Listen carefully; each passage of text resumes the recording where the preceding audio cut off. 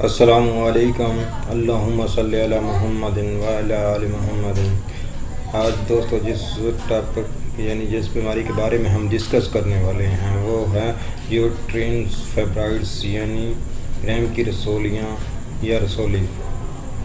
یہ بیماری زیادہ تر ان عورتوں میں پائی جاتی ہے جن کی عمر 30 سے 40 سال کی ہوتی ہے، یعنی اس عمر میں یہ بیماری لاحق ہوتی ہے یا اس عمر میں یہ بیماری پیدا ہوتی ہے۔ بعض دفعہ سن بلوغت یعنی بالغ ہونے کی عمر میں بھی یہ پائی جاتی ہے، یعنی 18 سے 20 سال کی عورتوں یعنی لڑکیوں میں بھی پائی جاتی ہے۔ اب سوال یہ پیدا ہوتا ہے کہ یہ کیوں پیدا ہوتی ہیں، یہ کس وجہ سے پیدا ہوتی ہیں۔ یہ کوئی ایک وجہ سے نہیں بنتی، یعنی کہ ان کے بننے کی وجہ مختلف ہے۔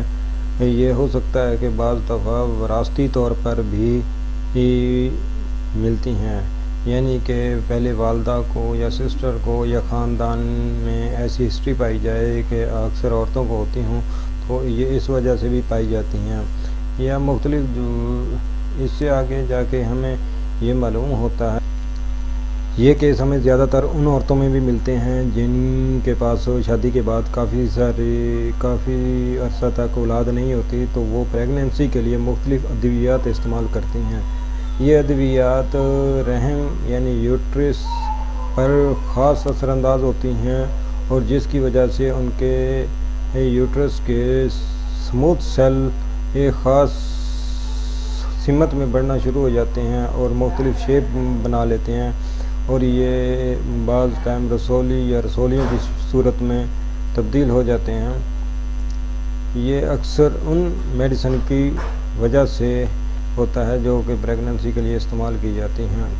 اکثر رحم کی رسولیاں یا فائبرائڈز جو بچے دانی میں اس وقت پائی جائیں جب پریگننسی ہوتی ہے یا پریگننسی ہونے والی ہوتی ہے، کیونکہ یہ اس وقت پیدا ہوتی ہیں جب ہارمونز میں سن بلوغت یعنی 18 سے 20 سال یا 22 سال کی عمر میں پیدا ہوتی ہیں، تو ہارمونز چینجنگ آتی ہیں جن کی وجہ سے سموتھ سیل بچے دانی یا رحم کے بڑھنا شروع ہو جاتے ہیں اور مختلف ابھاروں کی شکل اختیار کر لیتے ہیں۔ یہ مختلف ابھار فائبرائڈز یا رسولیوں کہلاتے ہیں۔ یہ جب پریگننسی ہوتی ہے تو یہ اس کے ساتھ ہی ریموو ہو جاتے ہیں، یا پھر اگر پریگننسی کے ڈلیوری کے بعد رہ جائیں تو اس 6 مہینے کے اندر یہ تقریباً 6 یا 7 مہینے کے اندر تقریباً یہ ڈیلیٹ ہو جاتی ہیں۔ 6 مہینے کے بعد اس کا الٹرا ساؤنڈ وغیرہ ٹیسٹ وغیرہ کروائیں۔ ٹیسٹ کروانے کے بعد ان کا علاج کروائیں، اگر رہ جاتی ہیں، اگر ڈیلیٹ ہو جاتی ہیں تو کوئی مسئلہ نہیں ہے۔ اب فائبرائڈز کو دیکھیں گے کہ ہم یہ کتنی ٹائپ کی ہوتی ہیں اور یہ کس طرح کی ہوتی ہیں۔ ان میں سے ایک ٹائپ ایسی ہے جو بے ضرر فائبرائڈز ہوتی ہیں، یعنی بچے دانی کی رسولیاں بے ضرر ہوتی ہیں۔ بے ضرر رسولیاں وہ ہوتی ہیں، یہ عام طور پر کسی قسم کی علامات شو نہیں کرتی۔ جب بندہ کسی وجہ سے الٹرا ساؤنڈ وغیرہ کا ڈائگنوز کرایا جاتا ہے تو یہ رسولیاں ڈائگنوز ہو جاتی ہیں، یعنی معلوم ہو جاتی ہیں۔ ایسی جو بغیر سمٹم کے فائبرائڈز یا رسولیاں یا سسٹ ہوں، یہ خود بخود ہی ڈیلیٹ ہو جاتی ہیں۔ ان کے بعد ایسی رسولیاں آتی ہیں جو رسولیاں یا فائبرائڈز مختلف سمٹمز پیدا کر دیتی ہیں۔ سب سے پہلی سمٹم یہ ہوتی ہے کہ ان مینسز یعنی پیریڈ یا ڈیٹ میں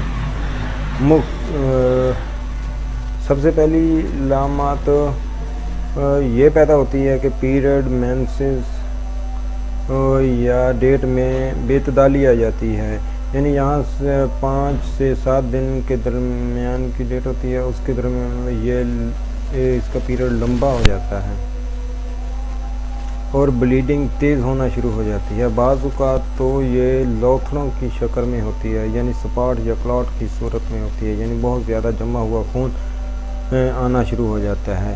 یہ اس بات کو ظاہر کرتا ہے کہ جو اس صورت حال میں رسولیاں پائی جائیں وہ زیادہ ویکنس کر دیتی ہیں، مریض کے لیے مشکلات پریشانیاں بنا دیتی ہیں اور مزید کمزور کر دیتی ہیں۔ ایسی فائبرائڈز رسولیاں، بچے دانی کی رسولیوں کا علاج کرنا بہت ضروری ہوتا ہے، اور جلد سے جلد مریض کو ٹیسٹ کروائیں اور ان کا علاج کروائیں۔ ان فائبرائڈز یا بچے دانی کی رسولیوں کی وجہ سے درد بھی شدید ہوتا ہے، اور بعض اوقات جب ان حالات میں پریگننسی ہو جاتی ہے یا حمل ٹھہر جاتا ہے تو یہ فائبرائڈز خود بڑی گروتھ کر رہی ہوتی ہیں، ساتھ پھر حمل نے بھی گروتھ کر، جینز نے بھی گروتھ کرنا ہوتا ہے۔ یہ جب آپس میں دونوں چیزیں بڑھتی ہیں تو یہ پریگننسی کو شدید مشکلات کا شکار کر دیتی ہیں، یہاں تک ڈیمیج کرتی ہیں کہ بعض اوقات میں ایسی فائبرائڈ یا بچے دانی کی رسولیاں جو بالکل اینڈ یوٹرس کے طور میں پائی جاتی ہیں وہ مثانے پہ ایک بوجھ ڈالتی ہیں، جس کی وجہ سے مریض یہ محسوس کرتا ہے کہ اس کو بار بار پیشاب آ رہا ہے، وہ بار یورین پاس کرنے کے لیے باتھ روم جاتا ہے، لیکن یہ عمل بار بار ہوتا رہتا ہے اور اسے یورین نہیں آتا۔ یہ تکلیف دہ عمل ہے، اس کے ساتھ درد بھی ہوتا ہے۔ ان فائبرائڈز کے لیے اور بچے دانی کی رسولیوں کے لیے ہم ہومیوپیتھک میڈیسن یوز کریں گے۔ ان ہومیوپیتھک میڈیسن کا بہت اچھا شاندار رزلٹ ہے اور 100% رزلٹ ہے۔ ہم ان 3 میڈیسن کو ڈسکس کریں گے۔ نمبر 1 سبائنا 30 سے Q پاور تک،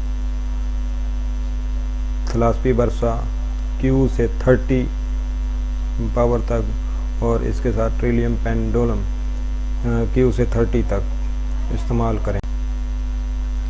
ان کو استعمال کرنے کا طریقہ یعنی جو ہومیوپیتھک میڈیسن ابھی ڈسکس کی ہیں، سبائنا، ٹریلیم پینڈولم اور تھلاسپی برسا، ان تینوں کو لے کر ان کے 5 ڈراپ آدھے کپ پانی میں ڈال کر اچھی طرح ہلا کر 3 میں 3 مرتبہ استعمال کریں۔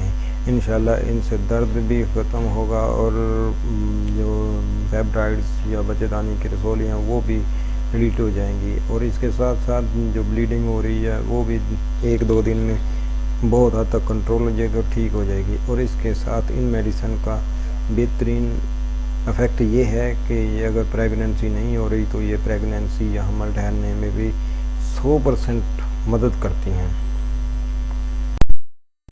ان میڈیسن کے استعمال کرنے کے دوران خاص کر ایسی غذاؤں سے پرہیز کرنا ہے جو معدے میں گیس بنائیں یا قبض وغیرہ کی شکل اختیار کریں۔